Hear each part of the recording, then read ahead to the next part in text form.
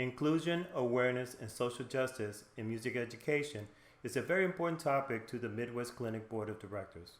We are excited to host a panel discussion with James Seda, David Brandon, Jesse Espinosa, and Jager Loyde, with Don Haynes serving as moderator.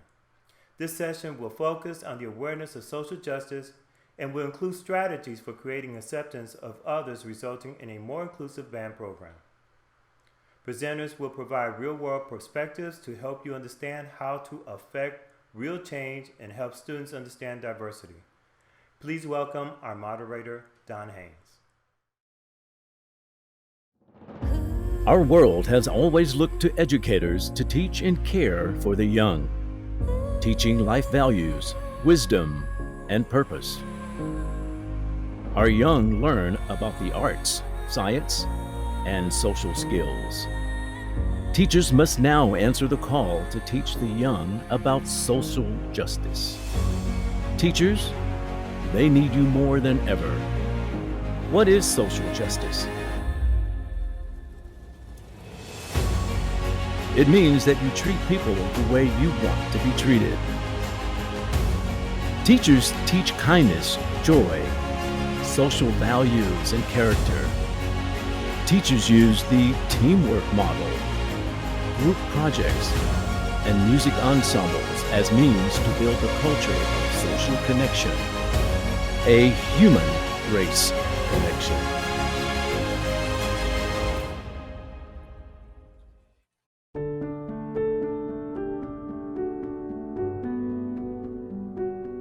Hello, my name is Don Haynes.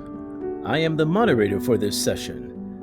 Welcome to a session about inclusion, awareness, and social justice in music education.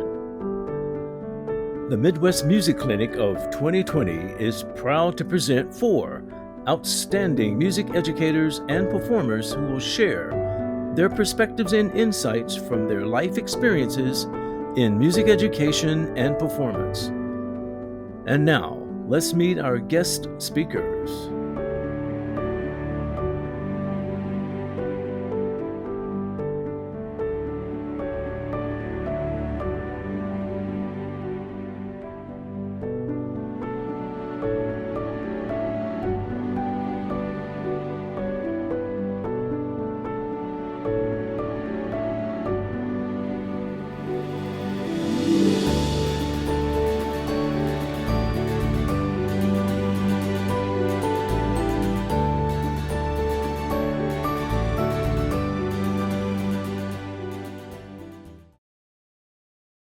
It's something that I don't usually talk about because I'm afraid that I'm making people uncomfortable. It's something that affects me in almost every aspect of life.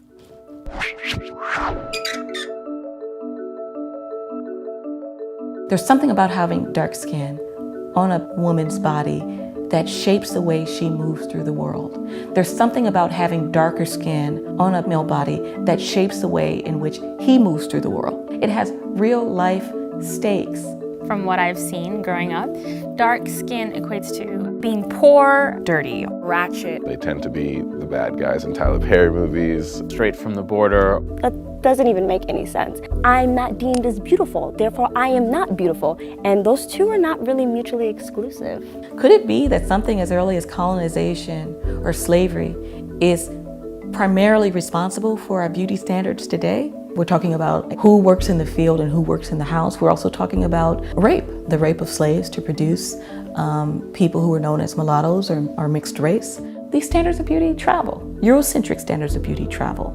In the Dominican society and our culture, they have a phrase that's like mejorando la raza, advancing the Dominican population and making sure we're going into how they say the better. If you're lighter, you're bettering the race and you're bettering the island versus if you're just being you. I would get called the blackness. One joke that really stuck with me was like, oh, Edgar's so black that when he leaves a car, the check engine light turns on. That was a reference to my skin being as dark as oil. I felt ugly being of a darker skin tone. So I tried to gel my hair, or I started listening to skater punk music. So I tried culturally lighten myself, if that makes sense. I went on a trip to Korea with my mom. Some woman walked up to my mom and she asked, "Why is your daughter so dark?" In Korea, you have to be pale, and I almost felt like a foreigner and not so much Korean anymore. When we turn off the lights, they say, "Oh, Salorm, where did you go?" Or, "Oh, you're really pretty for a dark-skinned girl." Are you saying that my race and just the fact that I am black, is that not attractive in general? I remembered one time that I wanted to be an angel in a parade.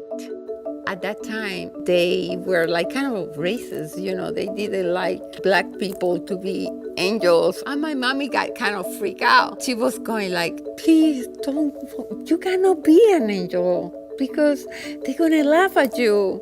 I said, "But mommy, I am an angel." And finally, I was an angel. And I was the only black angel walking in the street. And my mommy was so proud about it, and I was proud too. My mom started buying me a cream called Fair and Lovely. I was in 3rd grade when I started using bleaching creams. And the whole general idea was, if I'm lighter, I'll have a better life. I'll find somebody that's gonna love me. There would still be light and dark patches on my body and my face. It's painful, it would hurt, and I started breaking out in like bad rashes, and no one said anything. I had to stop it myself. How do we fix this? We think critically about colorism. We think about where it began and where it begins and ends with us. I think change starts with providing more diversity. You know, providing more examples of people that look like you. If you look at telenovelas, they usually cast the dark-skinned person as the villain. And if you never met a Latino before, you're gonna somewhat think that. So in Japanese media, I honestly don't think I've ever seen a darker-skinned female. I feel it would be nice to see a change. It needs to start within our own culture, where we can't have Will Smith filling in every slot for black people. Giving dark-skinned people roles that are not only supporting roles, but leading roles. I mean, a legit badass 007 Latino James Bond, that'd be pretty dope. I'm just saying. If I could give a message to someone like me, who's kind of looking at himself and feeling insecure. Just know, baby, you beautiful. Believe in yourself. Just be you. You are perfect just the way you are. That's something that no one has ever told me. And your skin color is a gift. It's never been a blemish or a problem. When you grow up and you look in the mirror and you're proud of who you are, it will make sense and all the other voices will go away and all that's going to be left is you.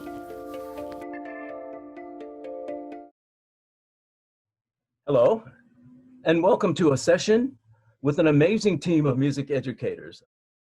I'm Don Haynes, joined by James Seda, Jager Loyde, Jesse Espinosa, and David Brandon. Each guest will address a specific area of inclusion, awareness, and social justice in music education. Let's begin our session with David Brandon. David? Thanks, Don. First of all, thanks for inviting me on this panel. This is something that's been very near and dear to my heart for my entire teaching career. I'm just gonna have to start with a story of why that is. My first year of teaching, I was teaching in Spring ISD in the Houston area. First year teacher, having typical problems.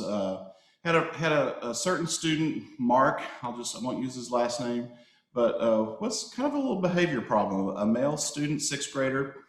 And I called the mom several times, and finally she just asked if she could come observe the class. And sure, you can come watch and see what your child is doing. And so she came and watched my class, and afterwards, she had some observations about, her son and stuff. But then she said, "Now, I want you to know that I am a child psychologist with the Houston Independent School District. And would you mind if I shared a few other observations about your teaching?" And I was like, "Sure, first year teacher, I need all the help I can get." And one of the things that she pointed out to me was that I was being harder on the male students in my class, that class that she was observing, than I was on the girls. And I had no idea. And so from the get-go, that kind of put a bug in my head about, well, if I wasn't aware of that, what else am I not aware of? And that's why whenever we first started talking about this topic, I said I wanted to do awareness, because that has been, like I said, from the beginning of my career, something that I've tried to just make part of my teaching, make part of my being. And thinking about what the implications are of just that simple observation that I was being more difficult, or I was being harder on boys than I was on girls. Did that mean that I was being mean to the boys and that I was being nice to the girls, that the girls had some type of advantage? Or does that mean that the fact that I was paying attention to the male students more than I was the female students, whether it was behavior problems or whatever, was I shortchanging the girls?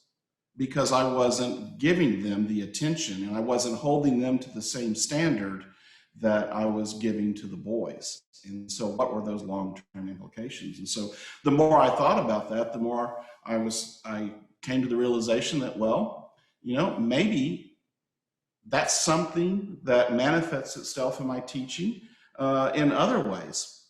If I'm not aware of how I treat boys and girls differently, then am I treating kids of different race differently? Am I treating kids with different personality traits that I'm not accustomed to? Gay students, straight students, kids who dye their hair blue, kids who may choose to dress differently.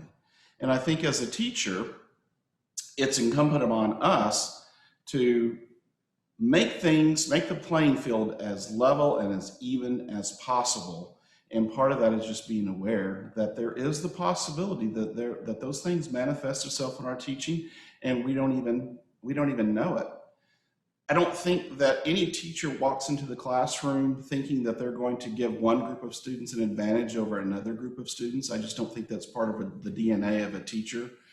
But not being aware of these implicit things within ourselves can have real world outcomes for our students. I'm not saying that if those things are part of us that we're not aware of, that we're racist or that we're sexist or anything like that. But these small signals that we might give off to our students aren't small to our kids. Okay, kids will pick up on even the smallest little micro messaging that Jager is going to talk about here in just a second.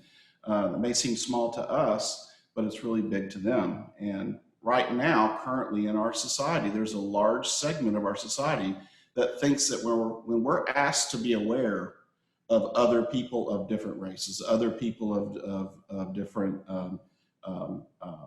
traits, that we're labeling them as racist or sexist or anything like that. And once again, I think it's just the duty of the teacher to consider anything that will promote equal opportunity for all of our kids. How can those inequities manifest themselves in our teaching? The language that we use, how we talk to our students. One of the things that I've learned, even just recently, is that even though I think I'm being funny if I'm speaking in a certain dialect to a student, I teach predominantly African American and Hispanic students, the signal that's promoting to those kids is maybe not necessarily what I intend it to be, even if I intend it to be in a humorous way. And so that's something that I have to be aware of, and I have to make a change so that my teaching doesn't do anything that gets in the way of a kid's relationship with me, which ends up being their level of success, the information that they get from me, the motivation that they get from me. Facial expressions, how you react to kids. Proximity in the room. I'm rarely on the podium whenever I'm teaching, but am I always with the trumpet section? Am I always with the male student? Am I always with the female? Am I always addressing or giving direction to a certain race? I try to be aware of that, and I try to spread it around to the entire group of students.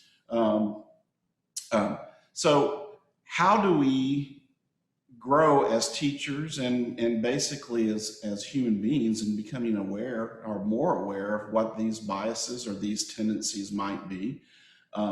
Well, number one, I just think we have to be open to the possibility that there are things that we are not aware of.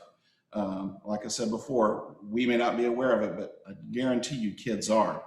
I like to practice being aware of what thoughts pop into my head in and day out life experiences. What pops into my head when I get behind a slow driver on the road? I replace whatever, because most of us, that's a negative thought. Get out of my way, you blank, blank, blank, blank.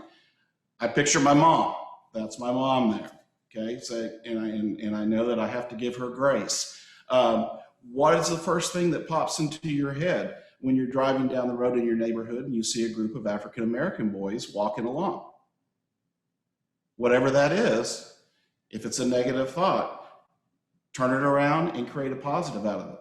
I think that we have to assume the best of people in general. We also have to assume the best in our students if we are going to provide them with equal opportunity to be successful within our class, and it starts with us. Before I hand it over to Jager, I think a couple of really influential books in my career that have helped me along this road of growing as a human being and as a teacher.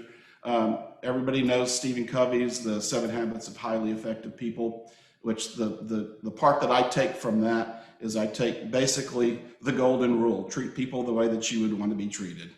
And then there's another book that I think that addresses kind of what I was talking about, where the snap decisions, the snap ideas that pop into our head in certain situations, is Malcolm Gladwell's Blink. I read this a lot. It's got coffee stains on it, but it's a book that kind of explains the psychology behind snap decisions that human beings make. And the part of the book that was really hit home with me is he has stories in there about why is it that the trigger was pulled by a police officer in certain situations, those snap decisions that happen that cause us to make decisions that have huge consequences for the person that we're dealing with. And I think that although it's not life and death, but teachers as educators have to be aware of those types of things in order to provide the very best for all of our students. There's also another thing in that he talks about. There's the implicit bias test. It's by Harvard University. If you just Google Harvard implicit bias test, it'll take you to a site where you can test yourself on what your natural quick reactions are in certain situations. It's a test that helps you compare your thoughts on race, your thoughts on sexuality, your thoughts on, there's just a ton of different tests there. Although it is Harvard University, I still take it with, I think that whatever the results are on those tests, you have to take with a grain of salt. I think they're there to help inform ourselves. I don't like the results of a lot of the tests that I take there, and so I work on that. The great news, though, is that I've asked my staff, which is mostly younger teachers, to take these implicit bias tests, and it seems like the younger generation, it seems like there's lots and lots of hope moving forward with people and their thought process and how they think of other human beings, and I think the future is great in that way. So we kind of talked a little bit about some of those micro messages that we give off that we may not be aware of, and Jager is going to talk a little bit more about that in depth. Jager? Thanks, David. I really like everything that he brought to you, and a lot of these things aren't exclusive to him as a white male, and I'm just going to go ahead and speak truth to that, because it happens in a black male's body as well. And a lot of that has to do with the baggage that has been created over lots of experiences that I personally have had, or maybe experiences that David's had himself or anybody else on this screen. And you have to realize that those experiences begin when they're born. Any child who's walking into your classroom has seen the news, has read the paper, has seen everything that's going on with the world, right? even down to just masks. Think about how you feel when you hear mask, wearing one or not wearing one, or playing with face shields or not, whatever. We have a visceral reaction to it, and we have to do something with it. And it usually manifests itself in some sort of action or policy making to make us feel more comfortable. So if we're talking about micro-messaging, this is where this kind of comes in. He mentioned earlier about inequities. Micro inequities pretty much are things that are done, said, acted, felt, seen that contribute to, we'll say a student because this is music education, right? To a student's self-efficacy, or at least their belief in being successful in a particular environment.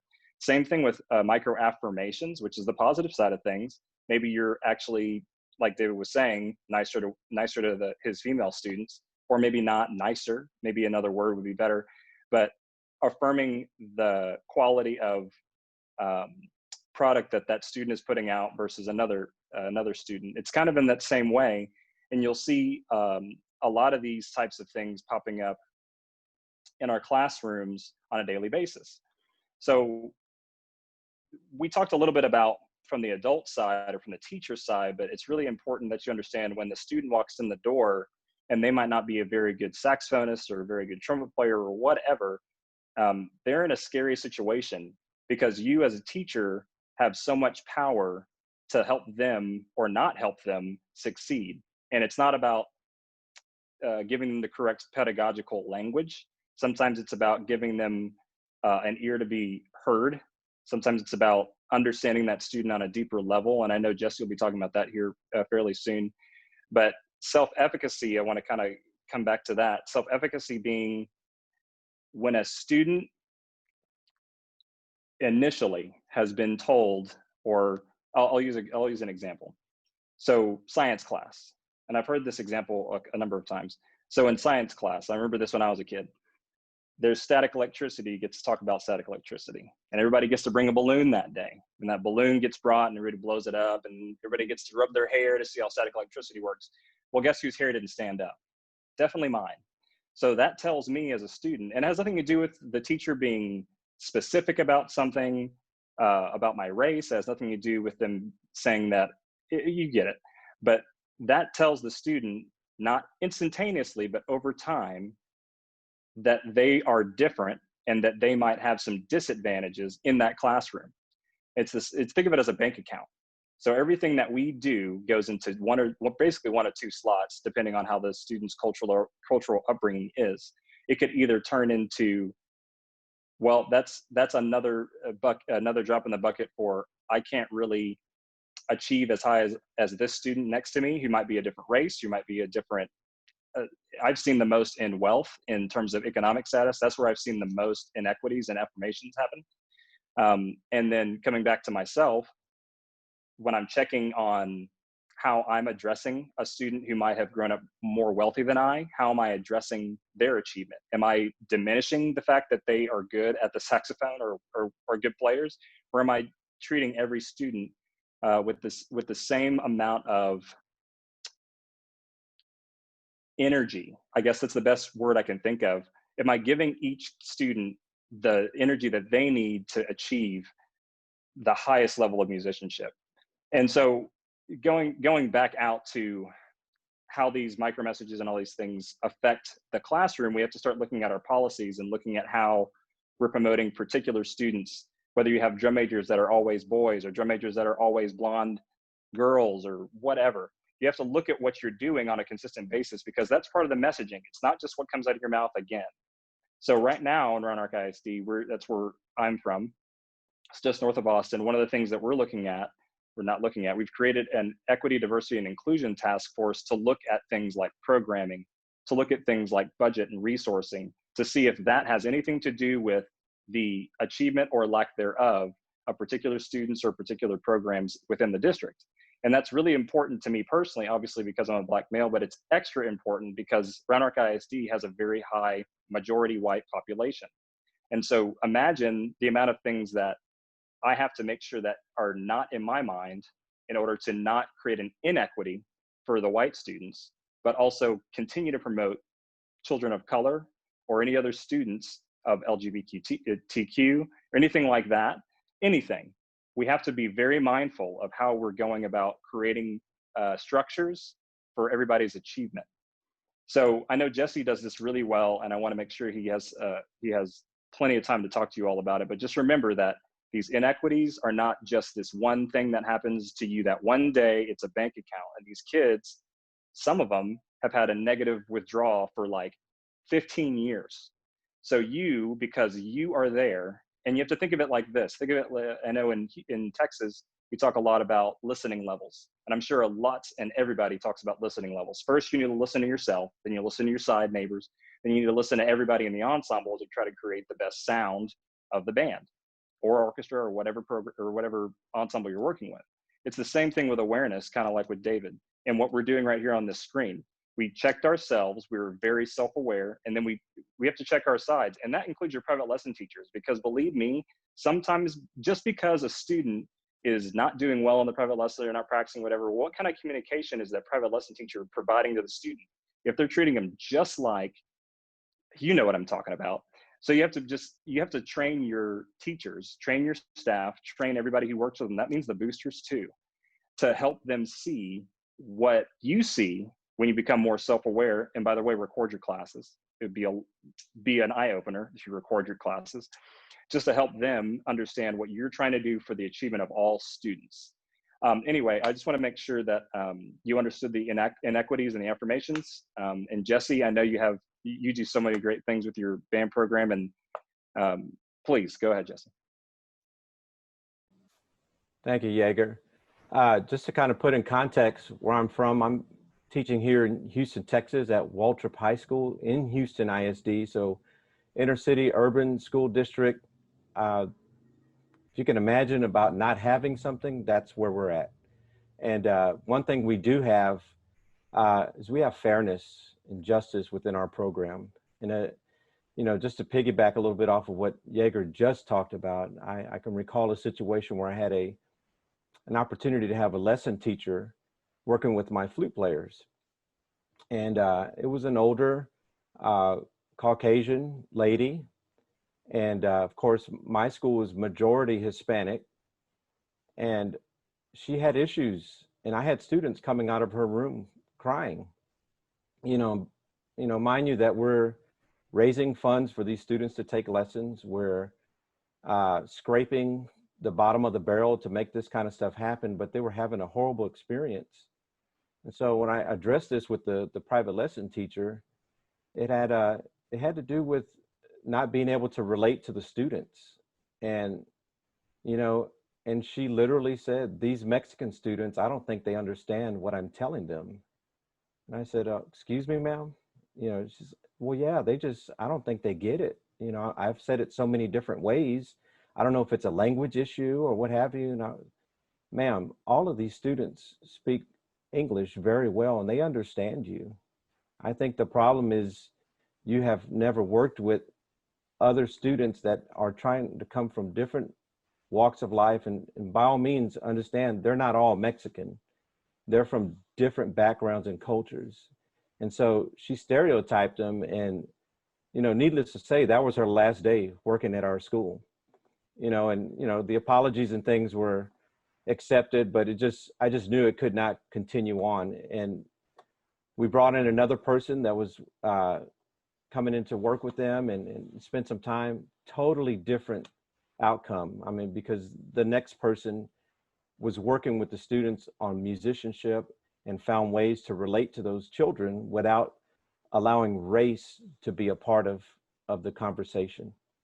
And so it's funny that you brought that up, and it just brought that memory back. And I was, that lady just, I was pretty heated after that, because, I just didn't want the kids to, it was hard enough to talk them into doing the lessons, because, when they're not a part of the group and having that strength in numbers, when they're in the room by themselves having to play things, that makes them so vulnerable. And then when this lady was kind of bashing them, it was like, wow, this is not the objective here.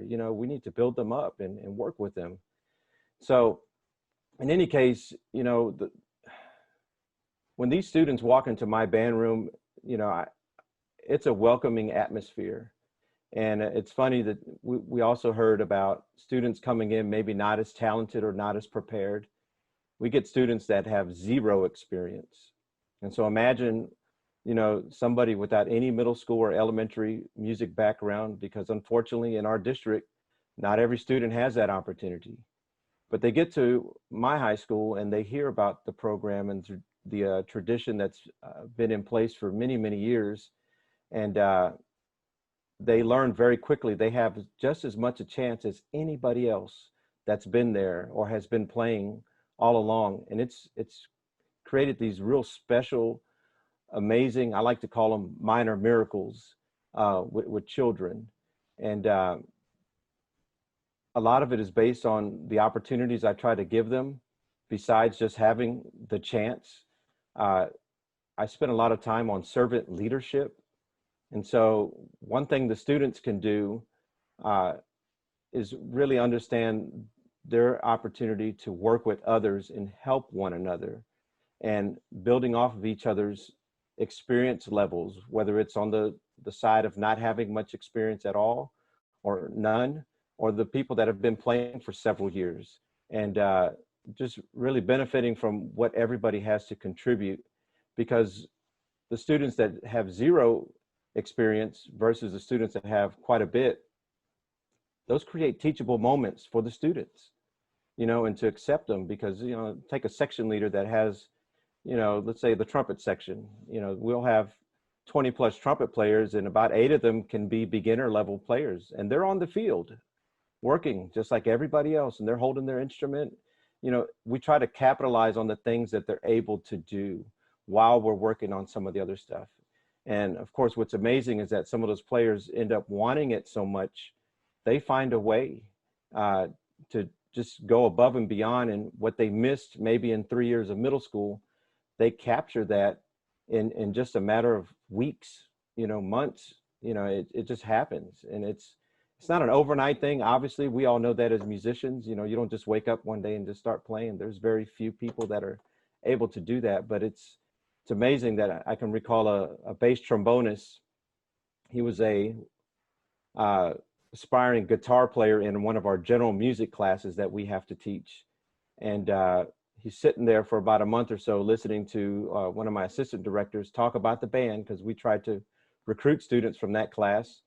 And next thing you know, he's interested and he wants to join us. And so he comes around and we get him in there. We start him on baritone, and sooner or later, he's about a week or two, he's like, I like that instrument that goes like this. I said, oh, you mean the trombone? Okay, yeah, let's try it out. And so the proverbial Johnny, we give him the trombone and he gets going. And then next thing you know, he's on the bass trombone. And I want to say less than 18 months later, he's one chair from TMEA All-State position. And just a fantastic player in my jazz band, in my wind ensemble. Of course, he ended up being one of our top leaders by his senior year. And so the first semester of his freshman year was just kind of sitting in that general music class, and just in a matter of time, I mean, just soared past everyone. And that was because of the opportunity he had. There was nothing to hold him back, not his background, not his lack of money or what have you. It was just a chance for him to spread his wings in a sense and go for whatever it is that he wants to do. And so he saw others contributing at a certain level, and he wanted to be at that same spot that they're at. And so he said, what do I have to do that? And so no lessons for him, you know, he just wasn't able to afford it or what have you, but he just paid attention to everything that was going on. And the group itself just absorbed him, and of course brought him in as one of their own and said, here's what we do.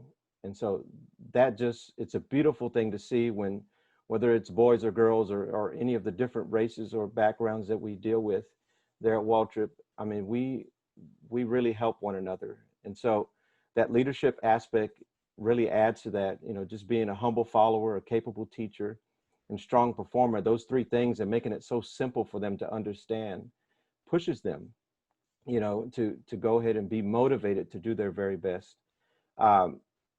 so everyone having that opportunity to earn their place within our program is super important to me.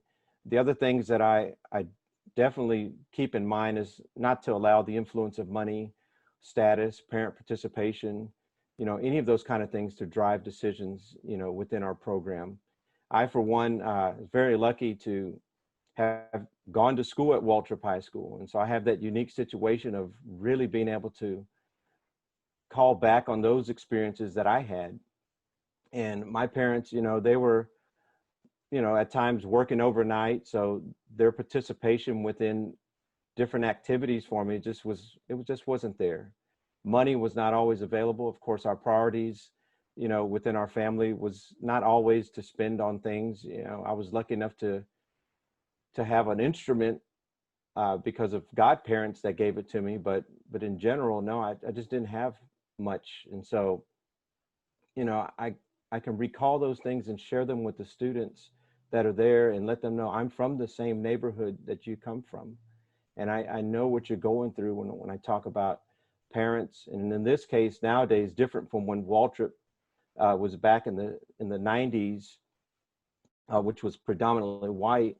Our parents, in some cases, and they've told me this outright, they're afraid to come to the school because they're afraid of getting pulled over on the way, by a police officer, and then their immigration status is at stake.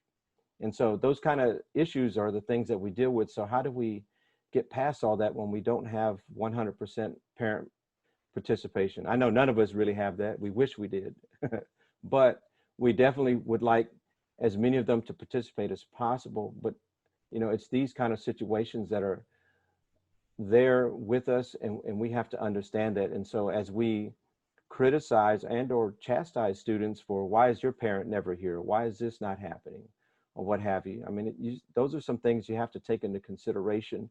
I know I have a lot of students, they're living with their grandparents. In particular, my African-American students, that's just their situation. And so when I talk to their grandparents and they're reaching out, the old saying of I'm too old to be raising a kid, but I have to, can you help me? And it's like, yes, ma'am, yes, sir. Let me see what I can do for you. And I take those kids in as my own because that's what my band director did for me. And so, he always told me, Mr. Charlie Stevens, one of the legendary teachers here in Houston, spent a lot of time just talking about teaching everybody the same, no matter what their situation. If you're honest with them and you're fair and you're consistent, you shouldn't have any issues explaining different things to different people. I've had the quote unquote, the rich white parent come up, hey, my daughter did A, B, and C. Did you recognize that? Now, as a matter of fact, ma'am, I did. I did it in front of the whole class. But you weren't there, so maybe it wasn't good enough for you, was it?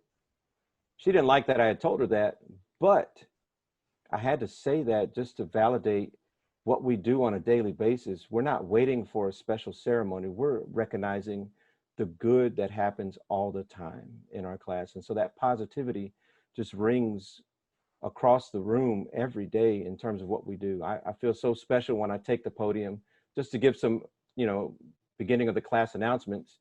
I can't say good morning without everybody cheering like I'm a rock star. I mean, literally. And it gets annoying sometimes because it's like, hey, be quiet so I could talk. We're wasting class time. But it's so humbling, to have that because I'm looking across the room and whether it's black, white, brown, our Asian students, our males, our females, they're all in it. And it's coming from the heart. And so that's a big piece of what I'm teaching them to understand, okay, you need to be aware of who you're working with. And I think some of this comes from my Army background that I have is, if we don't have each other's back and support one another, then we're going to defeat ourselves if we're not careful. And so they learned that lesson very quickly. And I'm just blown away with how they take ownership of the program because of that. I can stand back quite a bit and let them really, truly run some things. And it's amazing what these teenagers can do. I also got to learn from one of the greats, Mr. Conrad Johnson. And, he used to teach at Cashmere High School back in the 70s, and just a fantastic person. And he talked about that. He says, never underestimate what these young people can do. And don't you let whatever it is that's limiting them at home put you in a position to limit them at school, because this is a safe place for them. And it's a safe place for them to make mistakes and to do wonderful things. And so if you take that away from them by coddling them or just trying to put other obstacles in front of them, well, they're going to be further along the way without knowing all that's there for them. And so you got to give them that experience. Don't hold back from them what they can do. And you'll be amazed, because they'll do something that you didn't think they could do. And that kind of goes back to that young man. I mean, I didn't expect an all-state level bass trombonist to come out of a general music class that they dump 70 or 80 kids into every school year, but it happened. And so it's just a great thing that we have going on. So I urge you, in terms of what I was saying at the very beginning, being honest with your students and being fair, and just welcoming anybody and everybody in there, because you just never know what you're going to get. Yes, you might find that proverbial diamond in the rough with what you're doing. And, for an inner city school program, I can tell you where this pays off. I'm at 180 to almost 200 members every year, and I don't have a feeder program. And so I hope that says something to what we're doing there in terms of providing opportunity for young people. And, I'm not going to say too much about awards or what have you, but we're just as competitive as anybody else. I do want to throw one more thing out there that I think is super important to just diversifying what you're doing, to really bring in some different things to the students to help them be more aware. Is, we have a very big jazz program on our campus. So we have 4 big bands, which means 100+ students in jazz. And we're not just playing swing, we're not just playing the old Basie and Ellington things. We're bringing all kinds of elements of music to our jazz program. And it helps the students to see what else is out there away from just the concert music or just this particular UIL, PML type music. There's so much out there for them, and it helps them to relate to it so much more, because before you know it, you run into something that kind of hits home with them. And I know we were playing some things for a special 40th anniversary for a ballet folklorico group here in Houston. And one of the instructors asked us, could we play a salsa tune from Perez Prado? And so here we are playing Mambo number 6 and Mambo number 8. We did a little collage of these tunes. And just in a rehearsal, parents that I'd never seen before, because they could hear us outside of the doors, they walked in, wanted to see what was happening, because they thought a dance was going on. We're like, nah, we're just practicing. And so it just opens that door to so much for the students and for the community when they see that you're really trying to provide a space for equality, equity, and fairness to their students. And I would say, by all means, give that some thought in terms of how you're approaching your students to make them feel like this is a home away from home. And I think we'll conquer the ideas of inclusion, awareness, and social justice. So I think that's it for me. And I want to hand it over to Mr. James Seda, who's from Decatur, Georgia, teaching at Southwest DeKalb High School.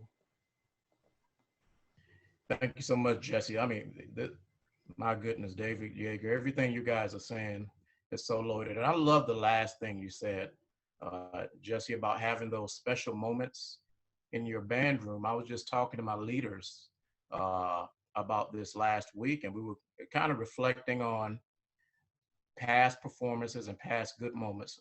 Funny thing is, our band was just reactivated in our district, the activity about 4 weeks ago. So we're only 4 weeks back into our activity. We had our first halftime show last night, and it was homecoming. And, you know, we did something completely different than, I mean, I'm a strict taskmaster, but something I've never done. We allowed the kids to wear uniforms.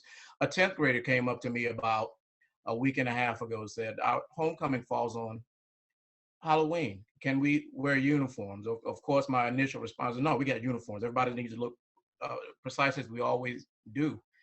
But the more I thought about it and the more that I really reflected on what the kids have been going through, my goodness, for the last 7 or 8 months. And here's a kid who relatively quiet, but she has the courage to approach Mr. Seda with an idea that's completely outside of the box from anything that we've done before. And when I sat back and thought about it, I'm like, these kids need that moment. They need to create that memory, and just kind of thinking about the possibility and how creative they would be allowed to be, as long as we guide them through the nuances of really making those decisions. So Jesse, when you made the statement about, some of the best moments, even performance moments, probably happen in our band room, even more so than the stage. And those are the moments that they really remember. And it resonates too with the parents. After yesterday's performance, my text messages, and I got at one point just teed off and turned my phone off, but maybe I wanted it to stay on because the parents are saying, my kid got in the car so happy. They really had fun tonight. They really missed the activity. So, we take for granted sometimes how important the activity is to them, and really guiding them through the nuances of what's been happening in their lives for the last 7 months, and the fact that as any band director, or maybe even a coach or orchestra and chorus director, definitely us, as much time we spend with our students, the band room is a home away from home. The band activity in itself is a home away from home, and we're put in a position where we have to wear many hats. And I've probably found myself and my staff and my booster and Jager, you made a comment about giving the students the power to succeed. And not only the students, but I've had sessions with my band staff. I've had sessions with my parents and saying, okay, we're nurturing. We get that. How can we take it up another level? How can we receive these students and really not understanding, how they felt for the last 7 months, and get this activity back in their lives, make it more meaningful than any time before, and keep it going. The thing that we're looking forward to also is our season. Even though we're only 3 performances in, our season ends in 2 weeks.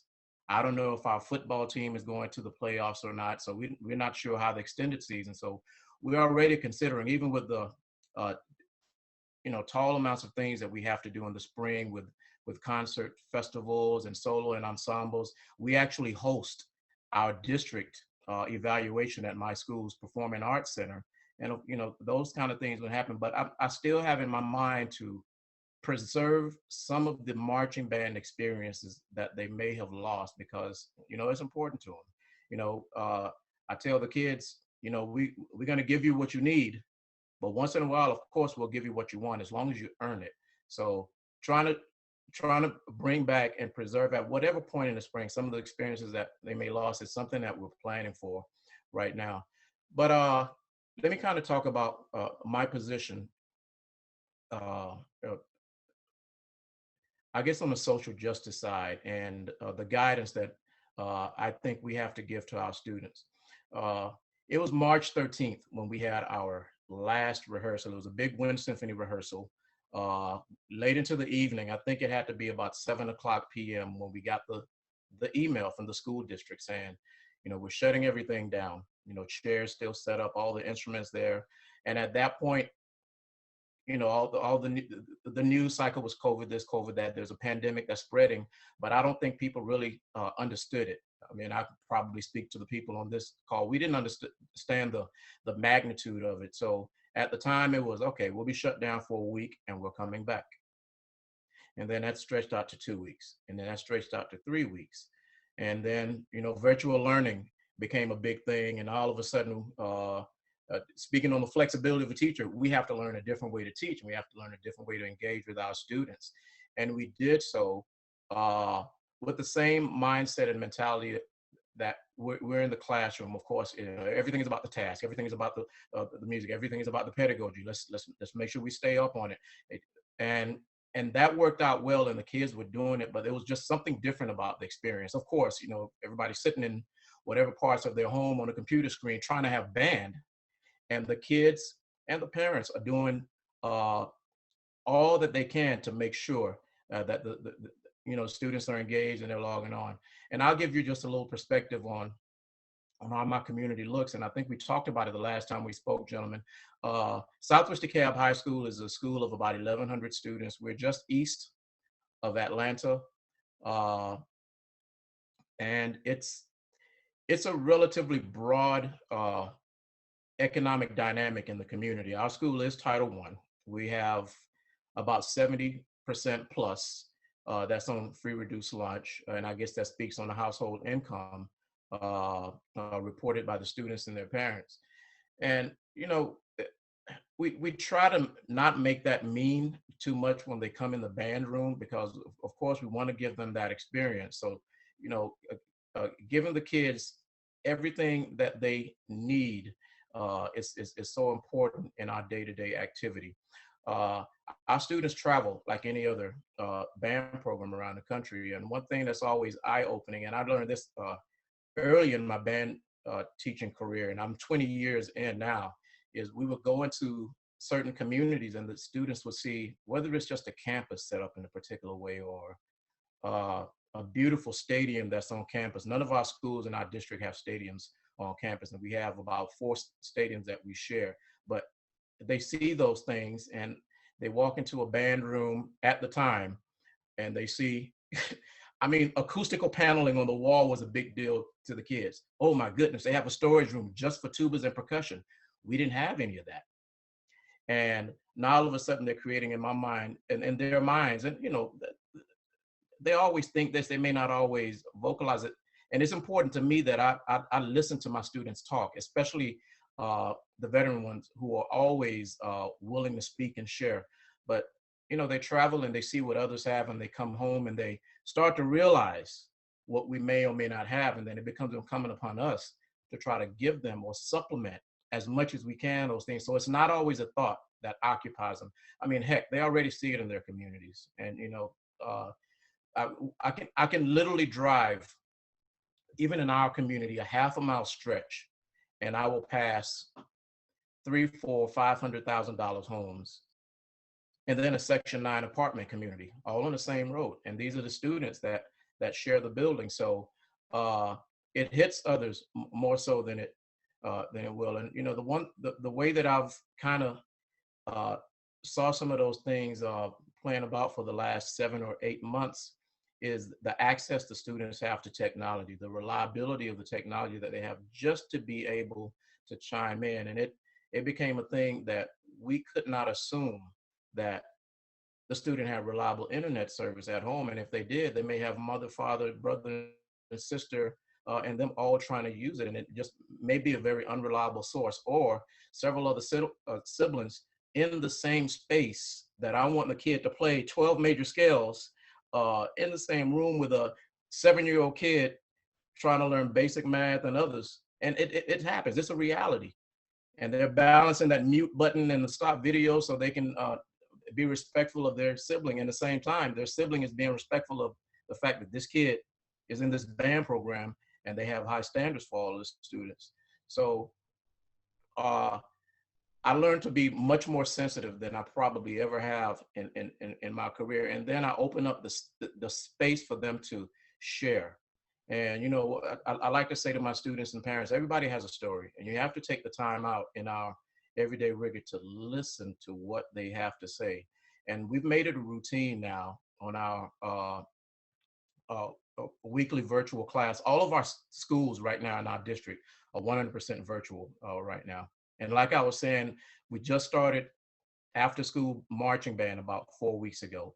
But once a week, I break down with my wind symphony class, and that's a class that probably has the widest range of students, 9th, 10th, 11th, and 12th grade, including all of the leaders. There's a requirement that the band leaders are wind symphony players. There's a musical standard that comes with that. And once a week, we put down the instruments, we put down the lesson, and we just allow them to talk. What's on your mind? I may not even necessarily give them a subject. Sometimes we do. Let's talk about this, but what's on your mind? And of course, what's on everybody's mind right now? This global pandemic that's pretty much, shut society down at one point, mixed into the fact that social media and the news cycle is just full of these stories of injustice and people on the wrong side of the law or whatever, and then all of the polarizing issues that are coming with this election and the protests and these organizations that are on both sides, and there seem not to be a common sense that's driving any of them. So the students really not knowing who they have in their ear at home. And I always try to say this the right way, because again, some of the students have wonderful home, parents that are volunteers. I see mom and dad at the events. Some we may not. And those are additional hats that we have to wear as band directors, just to try to give the student the proper guidance, because they may not be able to get it anywhere else. Just another thing that you said is, and this is something that happens when we're face to face, and we have a routine in our band room that's kind of missing in this virtual platform that we're in. Kids come in, I say good morning to one of my mentors taught me this, brother. Everybody gets a good morning. Everyone gets a look in the face. All the gentlemen may even get a fist pound on the way back. And I've never been one of those persons who's afraid to, proximity learning. If you're walking around, a gentle hand on a kid's shoulder just to let them know you're doing a good job. Those are the kind of things that's missing. So they may not have that nurturing touch. They may not have that comforting word that they had before. And again, how are we giving them those things right now that we can't see each other face to face? But the biggest thing that's really been disturbing me, gentlemen, is what they see on the news and how they're interpreting those things and how it's making them feel. So just allowing them to talk. And David, one thing you said earlier too is you're treating the male in your band differently, or at least maybe some shades of some nuances that may exist there. I think I may do that intentionally sometimes, just because, once again, I have my band program currently, we're 100% African American, and it's pretty much split down the middle, male and female. All right, out of about 140 kids, it's probably right around 70, right around that number. And we have individual sessions with the men, especially since we started our after-school rehearsals once again. And we talk to them, how does this make you feel? Did you watch the news last night? How did you interpret that news story? What do you think about police officers? All right. And not having anybody that's guiding them through actually forming an informed opinion, they would choose the side of being radical, because that seems to be what media is pushing towards. The media will not always capture the common sense part of it. Yeah, they want to capture the sensationalism, and that's what they pump into these kids' heads. And again, what are they doing? They're sitting behind a computer screen. They have all kind of media in their face, and they're being fed all of these images and these sounds and these disturbing actions. And it concerns me, because if some of these guys get away with really not having the guidance to think through it, be able to, navigate some of these situations, if it does come your way, then it'll be a bad thing for them moving forward. So I'll share two stories with you guys, and it may or may not have anything to do with what we've been experiencing the last 8 months, but just to let you know that our students have been in position to experience certain things that they have to kind of figure out, was that just, was it not just? All right, we did a performance, and this goes back about 8 years, at a particular festival. It was out of our district, and we played, it was an invitation festival.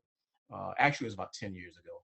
And students did a wonderful job. I think it was right around the time, it was the first year that Kelly premiered Angels in the Architecture, and the kids dived into that piece, and they loved it. And we gave a wonderful performance of it. And it was at a college. I'm not going to name the place. And one of the judges, who was director of bands at the place, came and his way of congratulating the bands, of course, he said, "My goodness, the kids did a wonderful job." That I've never heard the piece played like that since I've been listening to it. And then he said something like, "How do they do it? Where they come from?"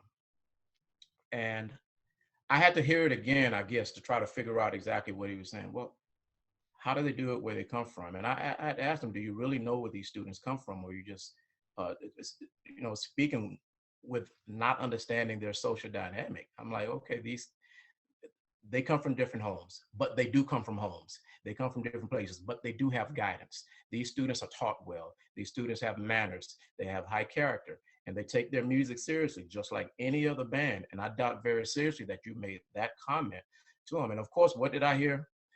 How did those Black kids do it coming from that poor community? And again, that's really why I push our kids. One of my philosophies is, teach the kids so they can be competitive on any stage, in any setting, no matter where they go, and hold them accountable. And all of them can learn. My middle school band director taught me that. All of them can learn. Teach the students like all of them can learn, and don't sell anybody short. One other story, and this was very interesting, and it's almost very reflective of some of the things that's going on in society right now. Happened at a football game. The students actually watched a police officer become aggressive with me and the band staff at a football game. Probably one of the most non-threatening organizations. This is a band. And for some reason, I'm not sure why, the officer decided that he needed to police a band. And words were exchanged. And at one point, he became aggressive. Of course, the story got twisted by the time it got to our higher ups and our principals. And just as it is in society, one of the things that justified my story, and my principal actually said these words to me. He was like, "You're lucky that one of your parents actually took a video of the entire situation, because the police officer completely created a story that was non-factual, and the video told the story." And what I shared with him is, I don't have to be lucky. You should trust my work. All right. Our band program has very high integrity, and that you know of me. And my principal is a band person. He was a college and a high school drum major. So he understands that as band directors, we can be ambitious. We can be very insistent on how our group moves and functions in certain places, but that doesn't give anybody justification to become rude, to become physical, to become imposing, to become aggressive. And that in itself, and listening to one of the students actually tell the story, because my seniors now experienced that situation 4 years ago. And when I was giving one of my male an opportunity to speak, what do you see in society? That's the story that he chose to share with the class. Mr. Seda, I remember that incident. And everything turned out well because there was some sort of video evidence. But again, that speaks to the fact that, social justice isn't always going to be just. And it's so sad that these days you need evidence and you need proof just to have some sort of justice imposed on you. But I hate that band has to come to that. But again, that's the direction that we've been going, and that's the guidance that we're giving our kids now. And again, just giving them an opportunity to speak, and speak honestly, and speak openly, and letting them know that they have a safe space to express themselves, and then inject the adults in the program, inject that guidance that they so need, that they may or may not be getting anywhere else. It's kind of the direction that we're going. And again, I love the fact that for the last 4 weeks, we're able to see our kids, even though it's only 2 days a week, 2 hours at a time. We're able to see the kids. The kids have that nurturing touch. The kids have those smiles that they've been missing. And they've been letting us know, what have you missed more in the last 7 months? When do you ever remember a time where a kid said, "I miss school. I miss being in the building"? Yeah, and we know what that means. I miss that social company of being in my friend. We haven't had that social dynamic in quite a while, and it's important to them. And it's kind of shifted, and one of those words, new word, pivoted.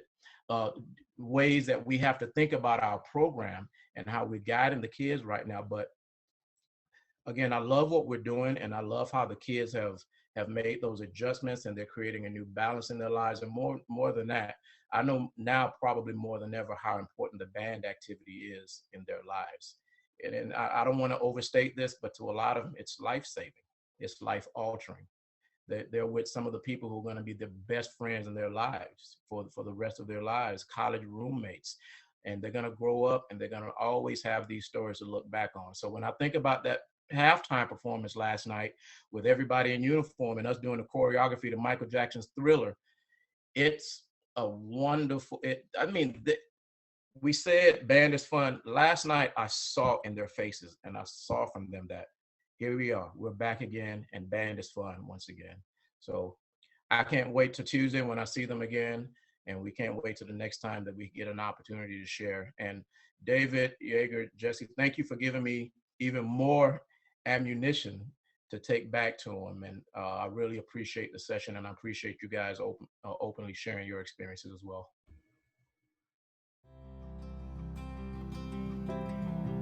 I want to leave you with the words of author Deborah Bradley, a scholar who wrote in her 2007 article titled "The Sounds of Silence: Talking Race in Music Education." Deborah Bradley wrote, "When we as teachers ignore issues because we fear uncomfortable conversations, we unintentionally marginalize both the issues and the students who experience racism and other oppressions in material ways.